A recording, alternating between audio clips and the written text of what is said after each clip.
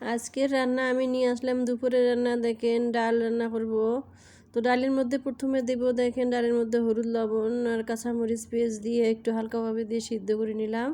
এখন দেখেন ভালো করে সিদ্ধ করে নিয়েছে, এখন দিলাম ঘুটিয়ে ডাল রান্না করব। তো এখন ডালটা অনেক ভালো করে গলিয়ে নিয়েছি, লবণ একটু কম দিয়েছিলাম, আবার একটু সিদ্ধ হওয়ার জন্য লবণ দিয়েছিলাম, আবার একটু হলুদ দিলাম, একটু লবণ দিলাম কালারটা যাতে ভালো হয়। এখন ডালটা ঘাটিয়ে দিয়েছি। এখন দেখেন টকবকে বলক উঠেছে, এখন বলক দিব, মানে এখন তেলানি দিব। আমার ভাষায় তেলানির, কার ভাষা জানি না, কেউ বলে বাগার, কেউ বলে তেলানিতে ডালে ফোড়ন দিব। এখন দেখেন পেঁয়াজ দিলাম, মানে কাঁচা দিলাম, শুকনো মরিচ আর হলো রসুন আর পেঁয়াজ দিলাম। জিরে আজকে আমার ঘরে নাই। এর মধ্যে আপনারা একটু পাঁচফোড়নও দিতে পারেন, জানি যেটা স্বাদ আমরা পাঁচফোড়নের ঘ্রাণ খাইতে পারি না, তাই আমি সে দিতে পারলাম না। এখন হালকা বাদামি করে ডালটা একটু মানে পেঁয়াজটা একটু ভেজে নিবে ভালো করে। এইভাবে তেলানিটাই হলো ডালের আসল স্বাদ, যে তেলানিটার মধ্যে অনেক কিছু মানে সুন্দরভাবে মানে একটা ফ্লেভার আসে, ঘ্রাণ আসে, তার জন্য এই পাতলা ডালটা অনেক ভালো লাগে। আর আপনারা সবসময় চিকন ডালটা খাবেন, তাহলে চিকন ডালের মজাটাই আলাদা। তাই চিকন ডালটা অনেক ভালো লাগে, আর মোটা ডালটা বেশি একটু ভালো লাগে না। তাই মোটা ডালটার একটু দামও কম, এটা একটু দামও বেশি। তো এখন আমি বাগার দিলাম, দেখেন এইভাবে বাগার দিলে অনেক ভালো লাগে, আলাদা একটা ঘ্রাণ আসতেছে, সুন্দর মতো একটা ঘ্রাণ আসতেছে। ডালটি বাগার দিয়ে দিলাম। এই পাতলা ডালটি ডালের সাথে অনেক মজা লাগে ভাতের সাথে। এর সাথে যদি ভাজি ভর্তা যা কিছু একটা লাগবেই, ডালটা অনেক ভালো লাগবে। তো এখন দেখেন আমি এইভাবে বাগার দিলাম, ওদিকে ভাত রান্না করে রেখে দিয়েছি, দুই চুলায় রান্না করতেছি। তো এখন ডালটা হয়ে গিয়েছে, এখন আমি পটল ভাজি করব, তার জন্য এখন দেখেন নস্টিক কুকারের উপরে পাতিলে দিয়েছি। এখন তেলটা গরম হয়ে গেছে, এখন পটলটা ভাজতেছি। পটলটা ভালো করে ভেজে নিব, যাতে পানি না থাকে, আর শুকনো শুকনো করে ভাজবো। কারণ এই কড়াইয়ের মধ্যে তেল একটু মানে তেল কম লাগে, তেল সাশ্রয়ও হয়, আবার ইয়েও হয়, পোড়া লাগে না, তাই এটার মধ্যে আমি ভাজতেছি।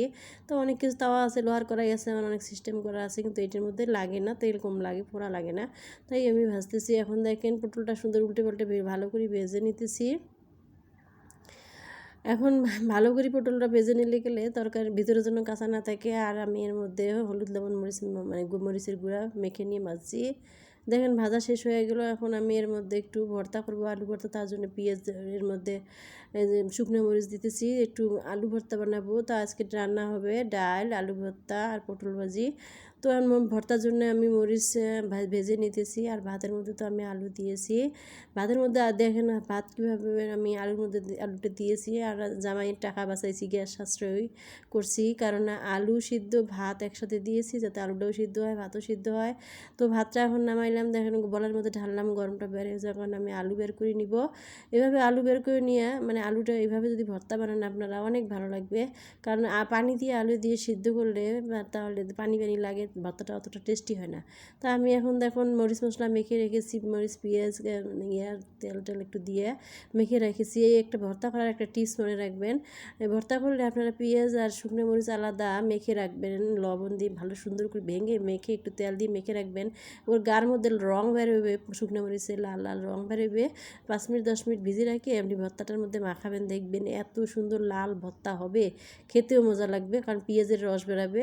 আর এইভাবে ভর্তাটা করলে অনেক ভালো লাগে, গরম গরম ভাতের সাথে এই ভর্তাটা অনেক ভালো লাগে। এখন আমি এর মধ্যে সরিষার তেল দেবো একটু, কারণ সরিষার তেল আমার পরিবারে, আমার হাজব্যান্ড সরিষার তেল খুব পছন্দ করে, তাই সরিষার তেল আমাকে দিতেই হবে ভর্তায়। আর আমি সরিষার তেল ঝাঁঝ পছন্দ করি না, তা আমাকে এখন খেতে হবে, উপায় নেই, যেহেতু ঘরের সবাই খায়। তো আজকে রান্না এইভাবেই রান্না করলাম। আল্লাহ হাফেজ।